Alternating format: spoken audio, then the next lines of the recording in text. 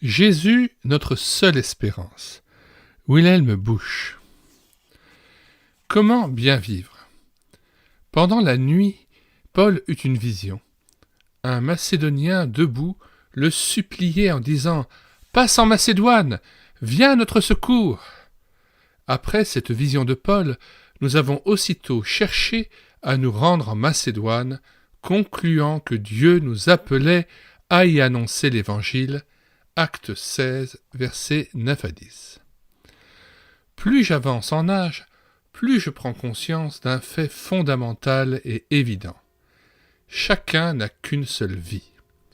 Lorsque vous achetez un service de table en porcelaine comprenant 12 assiettes et que vous en laissiez tomber 2, il vous en reste encore 10. Tel n'est pas le cas de votre vie. Toutes les théories qui veulent que l'homme se réincarne sur terre sont fausses. Nous ne vivons qu'une seule fois. Pour employer une image actuelle, j'aimerais comparer la vie à une rue à sens unique. Lorsque j'ai gâché une journée, combien je souhaiterais pouvoir faire demi-tour ou marche arrière pour revenir au point de départ et parcourir à nouveau le trajet. Hélas, c'est impossible. Une journée gaspillée est gaspillée pour l'éternité. La vie se déroule comme une rue à sens unique, toujours dans le même sens. Celui qui prend conscience de ce fait commence alors à se poser des questions sur la manière dont il gère sa vie. Si vous annonciez une réunion sur le thème « Comment bien vivre ?», les auditeurs s'attendraient certainement à un exposé sur une alimentation saine et équilibrée, sur les produits diététiques, sur les sports recommandés, sur une hygiène de vie. Ils se prépareraient à entendre parler de calories, de lipides, de glucides, etc. Il ne viendrait à l'idée de personne que le fait de bien vivre puisse être lié à autre chose qu'à la nourriture. Cette focalisation excessive sur un aspect de la question traduit à quel point nos contemporains sont indifférents aux vraies questions de l'existence. Pourtant, il est de la plus haute importance de bien comprendre la question et de bien connaître la réponse, car notre vie à sens unique débouche directement sur le tribunal de Dieu. Il est suffisamment évident, pour que nous n'ayons pas besoin de le préciser, que nous ne sommes pas sur terre uniquement pour nous amuser, ni uniquement pour travailler. L'épitaphe « Le travail a été toute sa vie » convient à un cheval, mais non à un homme. Nous ne sommes pas non plus sur cette terre pour amasser de grosses sommes d'argent, ni pour exercer un bon métier. Je vous souhaite à tous d'être millionnaires, mais tel n'est cependant pas le sens de la vie. La question « Comment bien vivre ?» revêt une importance d'autant plus grande que nous n'avons qu'une seule vie, celle que nous menons présentement. À ce propos, il m'est venu à l'esprit une parole de l'Écriture qui est très rarement employée dans la conversation courante ou qui est employée à tort. Elle fait partie du « patois de Canaan » entre guillemets, ce langage chrétien que l'homme moderne juge hermétique et incompréhensible. Pourtant, c'est une parole merveilleuse. Le mot qui a retenu mon attention est celui de bénédiction. Dieu avait déclaré à Abraham « Je te bénirai et tu deviendras une source de bénédiction ». Même si nous ne mesurons pas encore bien ce que représente une bénédiction, nous pouvons néanmoins déduire que celui auquel Dieu dit « Je te bénirai et tu seras en bénédiction » ne pourra avoir qu'une vie exceptionnelle. Voilà ce que doit être une vie digne de ce nom. Ces paroles de Dieu nous indiquent dans quelle direction chercher si nous voulons savoir ce que signifie bien vivre. Nous allons donc nous poser la question suivante, qui servira de thème à notre méditation. Comment mon unique vie peut-elle être une vie bénie ? Être bien dirigé. Pour que notre vie soit bénie, il faut que nous la dirigions dans une bonne direction ou, mieux encore, que nous nous laissions bien diriger. Je m'explique. Le texte rappelé au début de ce chapitre évoque une expérience de l'apôtre Paul.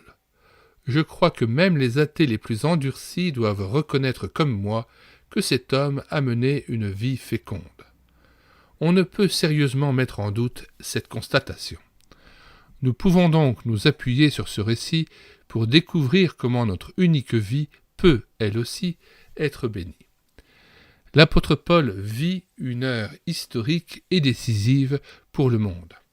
Il est à Troas, une ville côtière de l'Asie mineure, et s'apprête, à la suite d'un appel de Dieu, à se rendre en Europe. C'est le premier pas vers l'évangélisation de l'Occident. Si, ce jour-là, Paul n'avait pas répondu à l'appel de Dieu et ne s'était pas rendu de Troas en Macédoine, toute l'histoire du monde aurait été différente. Il n'y aurait sans doute chez nous ni église ni cathédrale, et nous ne serions pas assis ce matin dans ce lieu de culte. Il n'y aurait jamais eu ni Albrecht Dürer, ni Jean-Sébastien Bach. Nous pourrions poursuivre pendant des heures à imaginer ce que serait aujourd'hui l'Occident si Paul ne s'y était pas rendu pour y apporter l'Évangile. Ce premier pas vers l'Occident est un moment particulièrement significatif et de portée historique inouïe. La décision d'apporter la foi chrétienne à l'Occident n'a pas été le résultat de longs palabres ni d'interminables négociations. Les évêques de l'Asie mineure n'ont pas convoqué les membres des conseils presbytéraux et régionaux pour une conférence sur l'opportunité d'aller évangéliser l'Europe. Paul lui-même ne semble pas avoir nourri un tel projet. Le texte dit simplement en substance « Nous avons cherché à nous rendre en Macédoine, convaincus que Dieu nous y appelait. » Luther a dit un jour de lui-même « J'ai été poussé comme un canasson aveugle. » Imaginez la scène. Une vieille rosse qu'on tire devant et qu'on pousse derrière et qui ne sait pas où on l'amène. C'est pourtant ainsi que l'Occident a été christianisé. Tel est le début d'une vie bénie. Elle ne commence ni par des sessions plénières, ni par des entretiens téléphoniques, mais par la certitude que le Seigneur appelle à un endroit précis. Mesurez-vous la portée de cette remarque ? Il y a des moments de la vie où les enfants de Dieu se comportent comme de mauvais chevaux aveugles dont le Seigneur tient fermement les rênes. Ce qui était vrai autrefois pour Paul l'est aujourd'hui pour nous. Des bolides ont beau foncer à toute vitesse et le bruit assourdir le monde, Dieu n'en conduit pas moins certains hommes. Permettez-moi de vous dire en toute franchise que si vous n'êtes pas de cela, vous êtes de pauvres gens. J'en éprouve de la peine pour vous, quand bien même vous posséderiez une voiture haut de gamme et du dernier modèle. Une vie bénie ne peut être qu'une vie tenue réellement par la main de Dieu, une vie qu'il dirige. Qui ne voudrait en faire l'expérience ? Évidemment, pour être béni, une telle vie doit satisfaire à quelques conditions préalables que je vais résumer afin de dissiper toute illusion. En tout premier lieu, il faut se détourner de son péché et de sa propre justice, et se tourner vers Dieu. Cette conversion est un pas fondamental. Il faut avoir pris la décision d'appartenir au Seigneur. Paul était de ceux qui avaient la paix avec Dieu par le sang de Christ. Voilà encore du patois de Canaan, me direz-vous. Certains voudraient que les pasteurs cessent de rabâcher ces formules du langage d'autrefois. Mais je ne vois pas comment on pourrait décrire la conversion à Dieu d'une manière différente qui soit aussi expressive. Faites l'effort d'apprendre ce langage si décrié, sous peine de ne jamais rien comprendre de la vie avec Dieu. Paul était donc un homme qui avait trouvé la paix avec le Dieu vivant, parce que ses péchés avaient été pardonnés par le sang de Jésus. Il faut le savoir, avant que le Seigneur puisse diriger ma vie, il faut que je retourne vers lui, comme le fils prodigue était revenu à la maison paternelle. Dans l'ordre naturel des choses, vous n'êtes pas dans la maison du Père, fussiez-vous le plus brave homme du monde, le plus désintéressé ou le plus noble. La porte qui conduit à la maison du Père est la croix de Jésus-Christ. En effet, il a lui-même affirmé « Je suis la porte ». On peut aussi envisager le problème sous un autre angle. Avant que la main de Dieu puisse diriger ma vie, il faut que je me sois abrité dans sa main. Vous êtes-vous déjà demandé où vous êtes ? Devant la maison du Père ou dedans ? Préférez-vous continuer vos petites besognes et vous appuyer sur vos propres forces ? Ne voudriez-vous pas vous arrêter une fois pour toutes et reconnaître que l'essentiel fait encore défaut à votre vie ? Avez-vous accepté le Seigneur dans votre cœur ? Une deuxième condition s'impose pour prétendre à être bien dirigé. Le silence. Je voudrais montrer que l'apôtre Paul a rempli cette condition. Comment a-t-il été finalement conduit vers la Macédoine ? Que s'était-il produit auparavant ? Paul avait atteint Troas, quelque peu perplexe sur son avenir immédiat. Il ne savait vers où se diriger. Qu'a fait alors cet homme au programme si chargé et à la vie si remplie, à côté duquel nous ne sommes que des êtres insignifiants ? Rien. L'apôtre attend. Dans le silence de cette pause nécessaire, il parle à son Seigneur. Puis, il attend patiemment la réponse. Ce Paul, qui n'avait ni trêve ni repos, prend soudain le temps. Il sait la valeur du silence. Pendant la nuit, Paul eut une vision. Un Macédonien, facilement reconnaissable à son habillement, différent de celui des gens d'Asie mineure, le suppliait « Passe en Macédoine, viens à notre secours ». Certains lecteurs pensent que Paul a fait un rêve. Mais rien ne milite en faveur d'une telle explication. Au contraire, tout donne à penser que l'apôtre était bien réveillé cette nuit-là. Il voit réellement un Macédonien que le Seigneur lui présente. L'apôtre adopte en cette circonstance une attitude caractéristique des serviteurs de Dieu.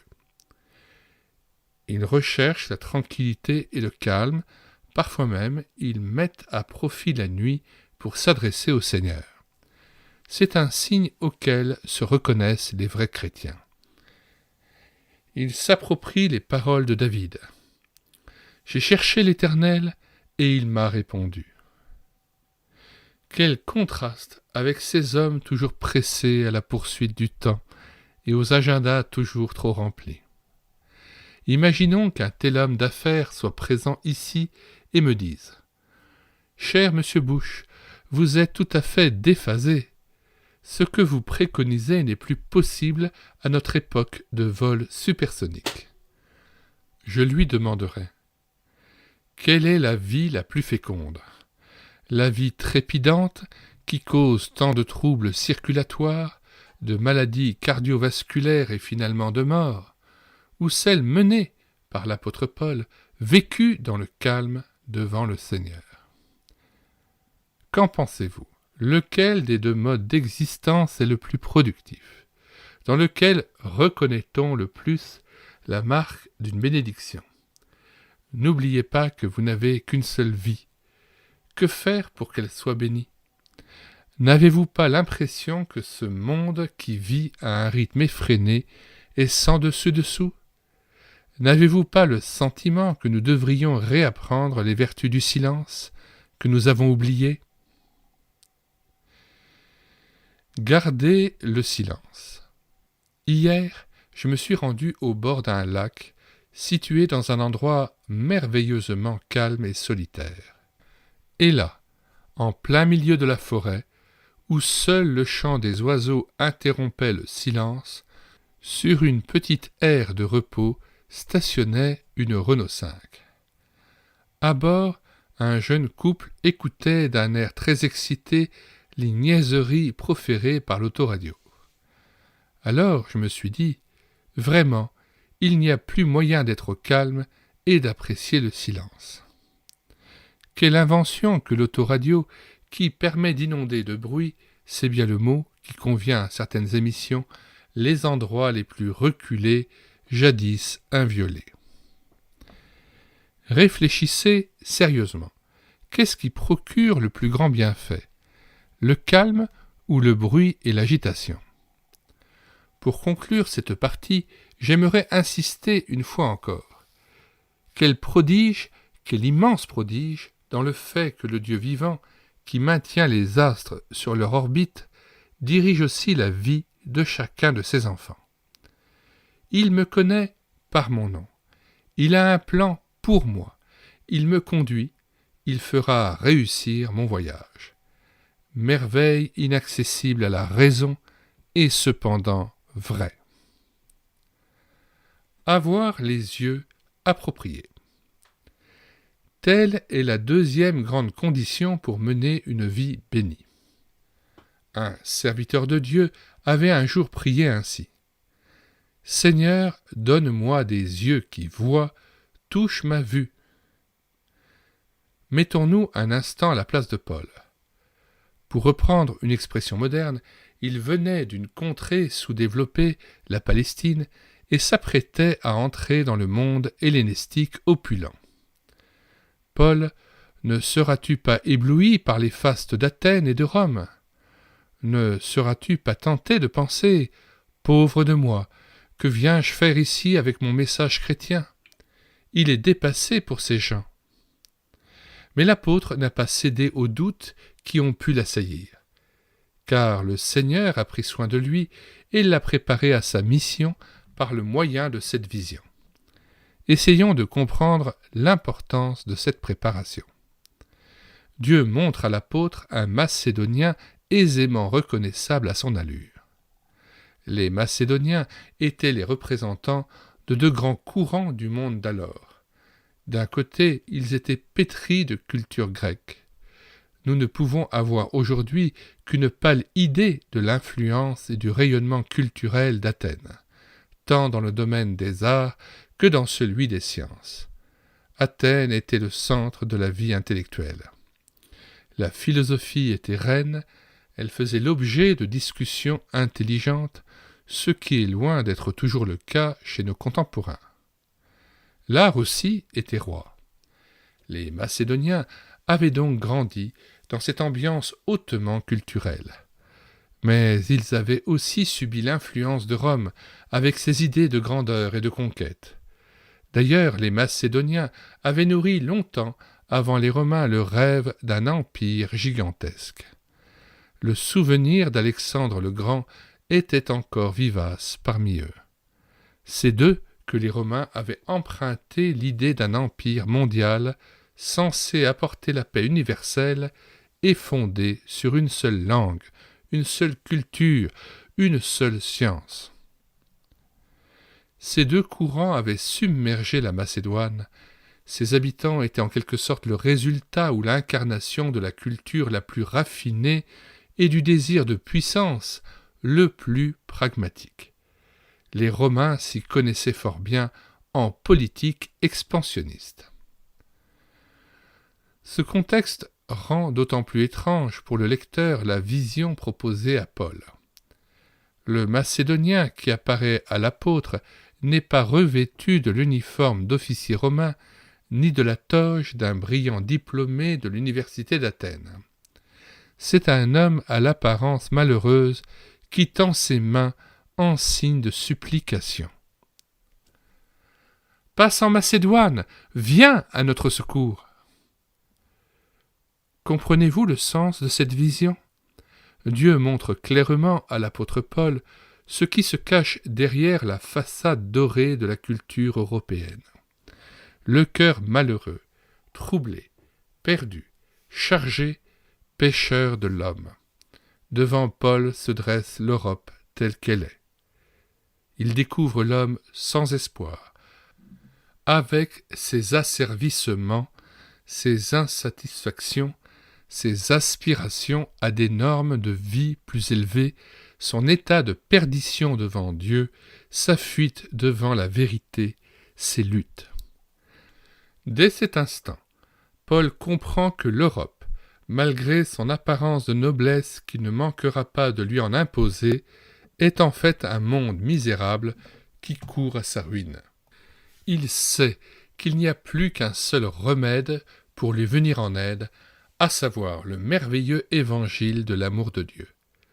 Car Dieu a tant aimé le monde qu'il a donné son Fils unique, afin que quiconque croit en lui ne périsse pas, mais qu'il ait la vie éternelle. Vous aurez probablement compris que je ne parle pas uniquement du monde d'il y a 2000 ans, mais aussi du nôtre. Nous avons contribué, nous aussi, à ériger une civilisation occidentale brillante, derrière laquelle se terre pourtant l'homme misérable, pauvre et perdu. Nous avons d'ailleurs nos propres écrans, nos vêtements du dimanche pour paraître beaux. Mais que de détresse derrière tout cela. Celui qui, derrière les façades, voit sa vie telle qu'elle est et discerne la misère et le péché dans son cœur, celui-là est déjà sur le chemin d'une rencontre avec Jésus, l'homme de Golgotha, celui qui pardonne. C'est aussi le chemin d'une vie bénie. Il faut avoir des yeux qui percent la façade, un regard qui ne se fixe pas sur l'éclat apparent et trompeur. Paul avait ce regard. Il voit devant lui un Macédonien suppliant et à travers lui toute la détresse du monde occidental. Il ne détournera pas les yeux de cette réalité et entraînera avec lui ses frères à la conquête de l'Europe. Revenons un instant à nous-mêmes. Quel impact a sur nous la vision de tant de misère, aussi bien intérieure qu'extérieure? Cette vision ne nous poussera à aucune action tant que notre seule préoccupation sera notre bien-être égoïste. Moi, moi et moi. On peut même trouver des justifications, plus exactement des prétextes bibliques, pour disculper un tel comportement. Je peux être chrétiennement égocentrique. Chrétiennement entre guillemets bien sûr. Mais alors, quelle vie misérable est la mienne? Paul ne pense pas à ses aises. Il est mort à lui-même sur la croix de Jésus. La vision de la détresse profonde du monde occidental brise le cœur de l'apôtre, comme elle brise celui de son Sauveur. Il se lève, le moment de la méditation est passé.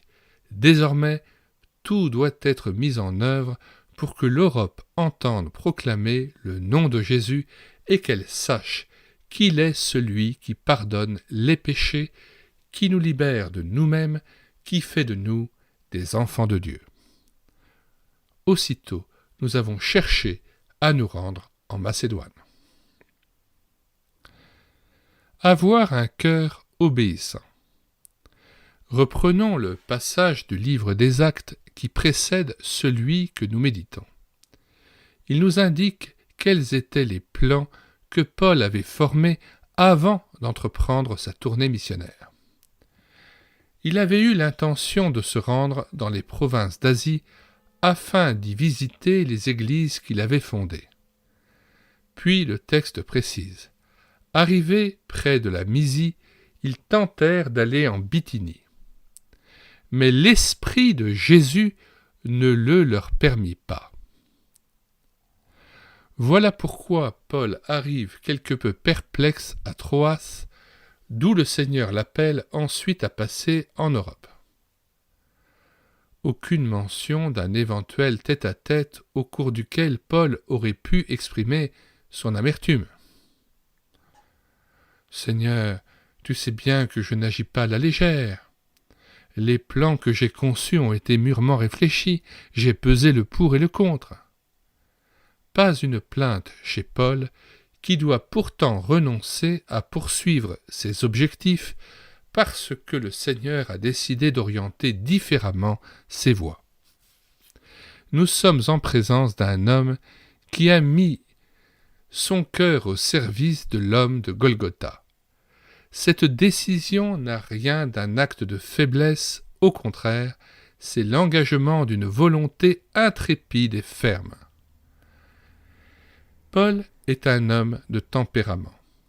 Assujettir notre volonté à celle du Seigneur, je crains fort que beaucoup d'entre nous ne vivent encore dans un état de péché notoire, dans des querelles, dans l'immoralité, dans l'infidélité conjugale, au service de Mammon dans les soucis du monde, Mammon étant le dieu des richesses et de la possession, ou dans d'autres formes de désordre qui ne ressemblent en rien à une vie de communion avec le Seigneur. Nous sommes conscients que nous devons rompre avec le péché et que nous devons revenir au Seigneur Jésus et lui dire « Seigneur, aide-moi à mener une vie nouvelle. » Nous n'y arrivons pas, car nous n'avons pas la stature de Paul. Le problème majeur des chrétiens de nos pays, c'est qu'ils ne sont pas prêts, comme l'apôtre Paul, à sacrifier leur volonté au Seigneur. Comment pouvons-nous espérer discerner les petits signes que nous adresse le Seigneur alors que nous sommes si désobéissants dans les grandes choses ? Celui qui défie le Seigneur dans les choses évidentes ne peut s'attendre à être guidé dans les petits détails de la vie. C'est un point essentiel. Paul est passé par une réelle expérience de conversion car il a sacrifié sa volonté. C'était pour lui une affaire sérieuse. Or, celui qui veut mener une vie bénie devra s'exercer en permanence à obéir à son maître. On devient chrétien en se convertissant au Seigneur. On mène une vie chrétienne en s'astreignant constamment à se renier soi-même et à obéir à celui qui peut enrichir la vie de tous ceux qui acceptent de relever un tel défi. Ceux-là ne le regretteront jamais. Mes amis, j'ai affirmé au début de ce chapitre que nous n'avons qu'une seule vie. Veillons, car la façon dont nous l'aurons conduite nous permettra ou non de subsister lorsque nous serons en face du Dieu saint. Sachez en effet que nous comparaîtrons tous devant lui. Si nous apprenons, par l'exemple de Paul, à nous abandonner sans réserve au Seigneur, à lui faire entièrement confiance, à nous laisser guider, à accepter qu'il nous donne des yeux nouveaux et ouverts aux besoins des autres, alors nous mènerons sans aucun doute une vie abondante et féconde, 1000 fois plus féconde que celle des hommes qui auront investi uniquement dans les valeurs terrestres. Fin de la lecture de cette prédication, Comment bien vivre, extrait de cet ouvrage de William Bush, Jésus, notre seule espérance. Nous mettons dans les commentaires de cette vidéo le lien de téléchargement de cet ouvrage, téléchargement gratuit, sur le site internet médiathèquechrétienne.fr. Sur la page d'accueil, vous cliquez sur Livres et vous faites le choix par auteur. En cliquant sur Bush Wilhelm, vous verrez la liste des ouvrages de Wilhelm Bush que nous avons numérisés. Comment vivre quand on ne peut plus croire, Jésus notre roi, Jésus notre paix, comment Dieu permet-il cela, un chant dans le chaos, Jésus notre seule espérance, Jésus notre destin, ouvrage que nous avons entièrement pris en charge en audiobook sur cette chaîne YouTube, Elle écoutait sa parole. Si vous voulez écouter la suite de cet ouvrage, Jésus notre seule espérance, et connaître l'ensemble des vidéos que faisons paraître sur cette chaîne YouTube, Elle écoutait sa parole, l'ensemble des cantiques que nous mettons en parole en vue d'être rétroprojetés en assemblée, nous vous invitons à vous abonner à cette chaîne. Nous vous disons au revoir et à bientôt.